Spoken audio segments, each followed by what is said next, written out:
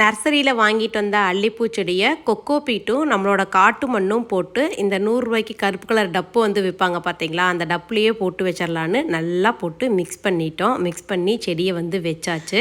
காலையில் சூரிய ஒளி வந்ததும் மேடம் பூத்து குலுங்குறாங்க. சூரிய ஒளி சாயந்தரம் மறைஞ்சதும் அப்படியே வாடி போயிடுது அந்த பூ. அதை பார்க்குறதுக்கு அவ்வளோ ஒரு சூப்பராக இருக்குது. இது வச்சதுக்கப்புறம் இன்னும் நிறைய கலர்ஸில் பூச்செடி வந்து அல்லிப்பூ இந்த மாதிரி எல்லாம் வாங்கிட்டு வந்து வைக்கணும்னு ரொம்ப ஆசையாயிடுச்சு எனக்கு.